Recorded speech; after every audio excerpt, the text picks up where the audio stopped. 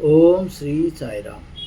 எல்லோரும் என்பிருக்க நினைப்பதுவே இல்லாமல் வேறொன்றறியேன் பராபரமே. நாம் இப்பொழுது ஸ்ரீ கருட புராணத்தில் பிரேதகாண்டம் வாசித்துக் கொண்டிருக்கிறோம். அதில் போன பாகத்தில் கருடன் பகவானை பார்த்து கேட்கிறார், இதற்கு முன்பு பிரேத ஜென்மத்தை பற்றி சொன்னீர்கள் அல்லவா? அத்தகைய பிரேத ஜென்மம் அடைந்தவனை குறித்த சரித்திரம் ஏதாவது இருக்கா, கதை ஏதானே இருக்கா அப்படின்னு கேட்குறாரு. அத்தகைய சரிதம் இருந்தால் அதை சொல்லி அருள வேண்டும் என்று கேட்க, பகவான் ஸ்ரீமன் நாராயணன் இருக்குப்பா இதை சொல்கிறேன் அப்படின்னு சொல்லி ஆரம்பிக்கிறார் வரைக்கும் பார்த்தோம். இதோ சுவாமி அந்த இதை சொல்கிறார். திரேதாயுகத்தில் பக்ருவாகனன் என்ற அரசன் ஒருவன் இருந்தான். அவன் தன் நித்திய கர்மங்களை நியமம் தவறாமல் செய்து விடுவான்.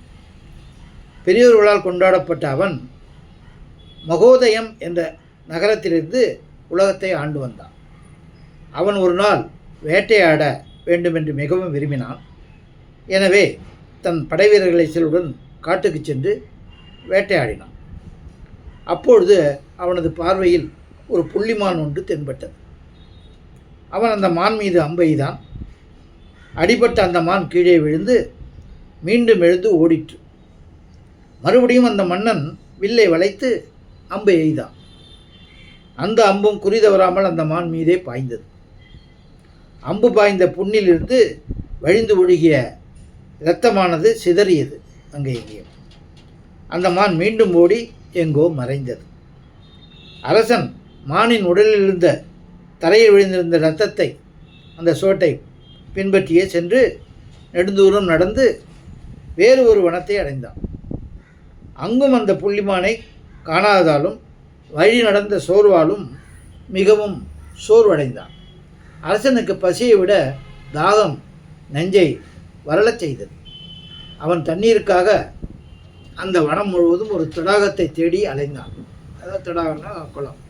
கடைசியில் ஒரு தாமரை பொய்கையை கண்டு அதன் உள்ளே இறங்கி நீராடி தன் புனல் பருகி களைப்பு நீங்கினான். தாகத்துக்கு தண்ணியை குடித்து களைப்பு நீங்கினான். குளக்காக இந்த ஆலமரம் ஒன்றின் அடியில் அமர்ந்து தன்னுடன் வேட்டையாட வந்த தன் ஜனங்களின் வருகைக்காக காத்திருந்தான். அவனோட வேட்டையாட வந்தாங்க இல்லையா, அவங்கெல்லாம் வர வரைக்கும் அங்கே காத்திருந்தான். அவர் அரசனை தேடிக்கொண்டிருந்ததால் அவர்கள் வரவில்லை. நெடு நேரமாயிற்று. அந்தி மங்கியது. இருள் கவிந்தது. அரசனோ அவர்கள் வரும் வரையில் அந்த ஆலமரத்தின் அடியில் அமர்ந்திருந்தான். அப்போது எலும்பும் நரம்பும் தசையும் இல்லாத சரீரமுடையதும் பார்ப்பதற்கு அச்சம் தருவதுமான ஒரு பிரேதம், அது பிரேதமாக சுற்றிட்டு இருக்கு இல்லையா? பிரேத காண்டம் தானே படிச்சுட்ருக்கோம். அப்படியே யாரெல்லாம் பிரேதமாக அலைவாங்கன்னு சொல்லியிருக்கியா, அதேமாரி ஒரு பிரேதம் பல பிரேதங்களோடு அங்கும் இங்கும் ஓடுவதையும் பசி தாகத்தோடு வருந்துவதையும் கண்டான். அவங்களுக்கெல்லாம் எல்லாம் பசி தாகம்லாம் இருக்கும், ஆனால் எதுவும் கிடைக்காது. இப்படியெல்லாம் முன்னாடி பார்த்தோம் இல்லையா? அதேமாரி பல பிரேதங்கள் அணிஞ்சிருந்தது. அதில் ஒரு பிரேதத்தையும் பார்த்தான். பிரேத ஜென்மம் அடைந்த ஓர் உயிர் பல பிரேதங்களோடு பயங்கரமாக கூச்சலிடுவதை கண்ட அரசன் பயமும் அதிர்ச்சியும் வியப்பும் அடைந்தான். அப்போது அந்த பிரேத ஜென்மம் அரசனிடம் நெருங்கி வந்து, அரசனே, உன்னை நான் காணப்பெற்றதால் இந்த பிரேத ஜென்மம் நீங்கி நற்கதி அறிவேன் என்று நம்புகிறேன் என்று வணக்கமாக கூறியது. பக்ருவான ராஜன் அந்த பிரேத ஜென்மத்தை பார்த்து, நீ யார்? பார்ப்பவர்கள் பயப்படத்தக்க ரூபமுடைய பிரேதத்தைப் போல தோன்றும் நீ எவ்வாறு பேசுகிறாய்? உன் வரலாறு என்ன? அதை விளக்கமாக சொல்ல வேண்டும் என்று கேட்டான். உடனே அந்த பிரேத ஜென்மம் அரசனை நோக்கி, வேந்தனே, என் சரித்திரத்தை சொல்லுகிறேன். கதையில் ஒரு கதை. நீங்கள் கருணையுடன் கேட்க வேண்டும். வைதிசம் என்ற ஒரு பட்டணம் உண்டு. அந்த பட்டணத்திலே இரதகஜ துரகபதாதிகள் எப்போதும் நிறைந்திருக்கும். ரதகஜ துரகபதாதிகள் எப்போதும் நிறைந்திருக்கும். ரொம்ப நல்லா இருக்கும்னு நினைக்கிறேன். அந்த நகரத்தில் நான் வைசிய குலத்தில் பிறந்து வளர்ந்து திருமணம் செய்து கொண்டு சுகமாக வாழ்ந்து வந்தேன். என் பெயர் தேவன். நான் என் வாழ்நாள் முழுவதும் தேவாராதனை, விரதானுஷ்டானம் முதலியவற்றை செய்து வந்தேன். பிராமணரையும் பெரியோரையும் எப்போதும் வழிபட்டு வந்தேன். தேவாலயம், பிரம்மாலயம் முதலியவற்றை சீர் செய்து புதுப்பித்தேன். ஏழைகளையும் அனாதைகளையும் அகதிகளையும் நாதியற்றவர்களையும் ரட்சித்து வந்தேன். சகல ஜீவர்களுக்கும் என்னால் என்ற அளவுக்கு நன்மை செய்து வந்தேன் என்று என் வாழ்நாள் முடிந்தது. நான் மடிந்தேன். எனக்கு புத்திரன் இலன், சுற்றத்தாரும் இல்லை. மாய்ந்த எனக்கு யாருமே கர்மம் செய்யாததால் நான் இத்தகைய பிரேத ஜென்மத்தை அடைந்தேன். அரசனே, இந்த பிரேத ஜென்மத்தை நான் அடைந்து வெகு காலமாயிற்று. இந்த ஜென்மத்தோடு நான் மிகவும் வருந்துகிறேன். அந்த கஷ்டம் அவருக்கு அங்கே படுறவங்களுக்கு தானே தெரியும் இல்லையா? இங்கே இந்த உலகத்திலே என் கஷ்டம் எனக்கு தானே தெரியும்பாங்க. பிரேத கஷ்டம் பிரேதத்துக்கு தான் தெரியும். ஜென்மத்தோடு நான் மிகவும் வருந்துகிறேன். இறந்தவனுக்கு செய்ய வேண்டிய சம்ஸ்காரம், சஞ்சயனம், விருஷோச்சர்க்கம், சோடசம், சபிண்டீகரணம், மாசிகம், சார்த்தம் முதலிய சடங்குகளை இறந்தவனின் மகன் அல்லது மற்ற உறவினர் ஒருவருமே செய்யாவிட்டால் இறந்தவன் பிரேத ஜென்மத்தையே அடைவான். அரசனே, உலகத்தை ஆளும் உனக்கு நான் சொல்ல வேண்டுவது எதுவும் இல்லை. உனக்கே எல்லாமே தெரியும். நீ குடிமகனின் காவலன், உறவினன் ஆகையால் அடியனுக்கு நீயே மாண்டவனுக்கு செய்தற்குரிய கர்மங்களை செய்து இந்த பிரேத ஜென்மத்தை நீக்க வேண்டும். என்னிடம் சிறப்பான நவரத்தினங்களில் சிறந்த ஒரு மாணிக்கம் இருக்கிறது. அதை பாத காணிக்கையாக உனக்கு வழங்குகிறேன். அதை ஏற்றுக்கொள்வாயாக என்று கூறி அந்த ரத்தினத்தை அந்த பிரேத ஜென்மம் அரசனிடம் கொடுத்தது. அரசன் இதெல்லாம் செஞ்சு அதுக்கு நற்கதி அடைய வச்சான்னாக்கா இந்த ரத்தினத்தை வந்து காணிக்கையாக கொடுக்கும். காணிக்கையாக கொடுக்காம இதேமாதிரி காரியங்கள்லாம் பண்ணக்கூடாது அப்படிங்கிறதுக்கு பாருங்கள். அரசன் அந்த பிரேத ஜென்மத்தை நோக்கி, பிரேதமே, நான் உனக்கு எப்படி கர்மம் செய்வேன்?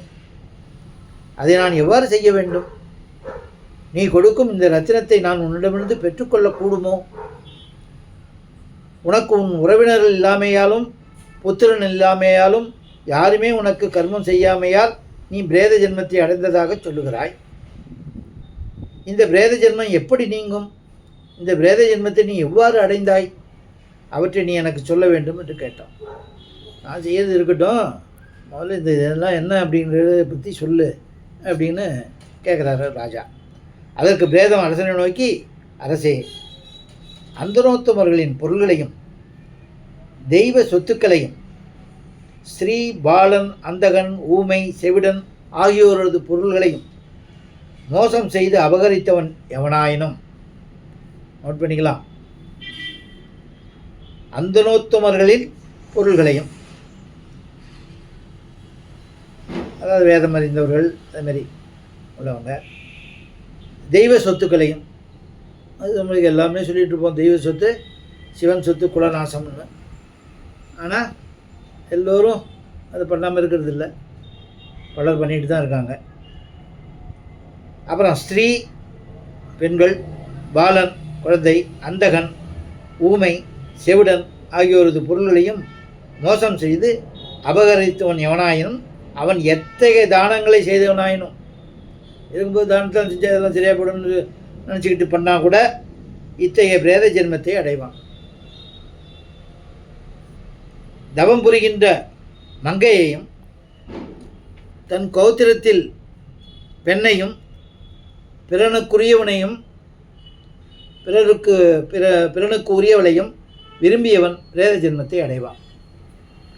தாமரை மலர்களையும் நவரத்தினங்களையும் பொன்னையும் மங்கையர் மார்பில் அணியும் கச்சையையும் திருடியவன் பிரேத ஜென்மத்தை அடைவான். போரில் புறங்காட்டி ஓடியவனும் செய்தன்றி மறந்தவனும் நல்லது செய்தவனுக்கே தீமைகளை செய்தவனும், இதெல்லாம் கேட்டாங்கன்னா பயந்துருவாங்க. நல்லது செய்தவனுக்கே தீமையை செய்தவனும் பிரேத ஜென்மத்தை அடைவார்கள் என்று கூறியது. அதை கேட்டதும் அரசன் அந்த பிரேதத்தை நோக்கி, ஓ பிரேதமே, பிரேத ஜென்மம் அடைந்த பிறகு அவனுக்கு நேர்ந்த அந்த ஜென்மம் எப்படி நீங்கும்? அதையும் தெரிஞ்சுக்கணும் இல்லையா? அத்தைவனுக்கு எத்தகைய கர்மத்தை செய்ய வேண்டும், அதை எவ்விதம் செய்ய வேண்டும் என்பதை சொல் என்றான்.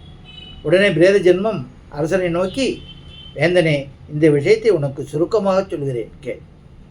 நாராயண பலி சகிதனாய் ஸ்ரீமன் நாராயணனைப் போல திவ்ய மங்கள விக்கிரகம் ஒன்றை செய்து சங்கு சக்கர பீதாம்பங்களை கொண்டு அலங்காரம் செய்து கிழக்கு திசையில் ஸ்ரீதரனையும் தெற்கு திக்கில் மகாசூரனையும் மேற்கு திசையில் வாமனனையும் வடக்கில் கதாதரனையும் நடுவில் பிற மருத்திராதியரோடு ஸ்ரீ மகாவிஷ்ணுவையும் நிலைநிறுத்தி ஆராதனை செய்து வலம் வந்து வணங்கி அக்கினியிலே ஹோமம் செய்து மீண்டும் நீராடி விருஷோற்சகம் செய்து 13 பிராமணர்களை வருவித்து அவர்களுக்கு குடை மாரடி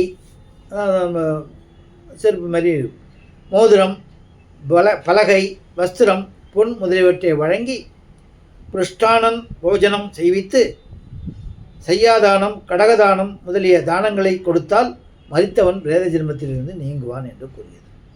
அந்த பிரேத ஜென்மம் அவ்வாறு சொன்னதுமே மன்னனை தேடிக்கொண்டிருந்த அவனது பரிவாரங்கள் அவன் அமர்ந்த தடாகக்கரைக்கு வந்து கொண்டிருந்தார்கள். பெருந்திரளான ஜனக்கூட்டத்தை கண்டதும் பிரேத ஜென்மம் ஒருவருடைய கண்ணிற்கும் புலப்படாமல் மறைந்து விட்டது. அது சொல்ல வேண்டியது சொல்லிடுச்சு. அரசன் அந்த பிரேத ஜென்மம் மறைந்ததை குறித்து யோசித்தான். இதென்ன விந்தை! நமது சேனை வீரர்களை கண்டதுமே நம்முடன் இவ்வளவு நேரம் பேசிக்கொண்டிருந்த பிரேத ஜென்மம் மறைந்து விட்டதே. இனி அந்த பிரேத ஜென்மம் நம்மிடம் வேண்டியவாறு அதற்குரிய கர்மங்களையும் தர்மங்களையும் நாமே செய்ய வேண்டும் என்று எண்ணி வனத்தை விட்டு தன் நகரத்தை அடைந்து அந்த பிரேத ஜென்மத்தை குறித்து அதற்குரிய கர்மங்களையும் எப்படி பண்ணணும்னு கேட்டுவிட்டார் இல்லையா, அதெல்லாம் தர்மங்களையும் முறைப்படி செய்தான். உடனே அந்த பிரேதம் தனக்கு நேரிட்ட ஆவி பிறவியை நீக்கி நல்லுலகை அடைந்தது என்று திருமால் கூறினார். அதை கேட்டதும் கருடன் ஜதுக்காரணனை நோக்கி, சர்வலோக சரண்யனே, இவை தவிர வேறு என்ன கர்மங்களை செய்தால் பிரேத ஜென்மம் நீங்கும்? அதனையும் எனக்கு கூறியருள வேண்டும் என்று வேண்டினான்.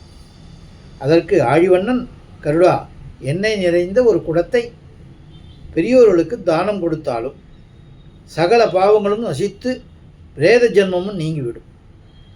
மரித்தவன் இன்பமுடன் மீளா உலகை அடைவான். எண்ணெய் நிறைந்த ஒரு குடத்தை பெரியோர்களுக்கு தானம் கொடுத்தான். பெரியோர்கள் வயதில் ஒன்று இல்லை, எல்லா குணங்கள் அது இது எல்லாத்துலேயும் பெரியோர்கள். அதேமாரி ஒரு நல்லவங்களாக பார்த்து ஒரு குடம் எண்ணெய்,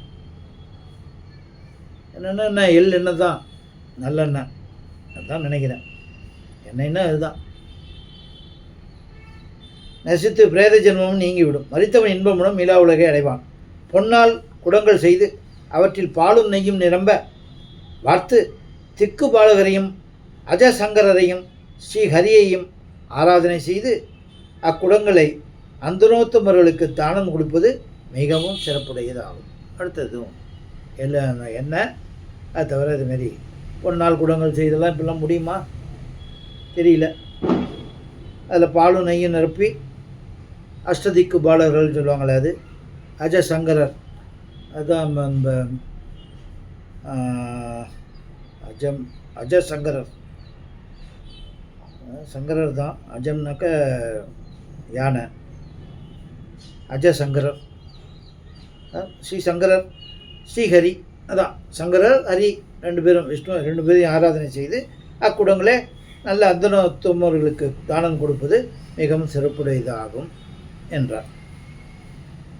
முதல்ல அந்த பிரேத இதுவே சொன்னது, இதேமாரி பண்ணு, நான் நல்ல கதியை அடைஞ்சிடுவேன் அப்படின்னு. அரசன் அதை பண்ணுறதுக்கு எல்லாம் இது பண்ணோம். இதை கேட்ட கருடன் வந்து இதுமாரி கேட்குறாரு, இன்னும் எதாவது பண்ணலாமான்னு. அதுக்கு பகவான் ஸ்ரீமன் நாராயணன் இந்த இதெல்லாம் சொல்லியிருக்கார். இந்த பாகத்தை தொடர்ந்து முடித்து பிறகு பார்ப்போம். ஓம் ஜெய் சாய்ராம்.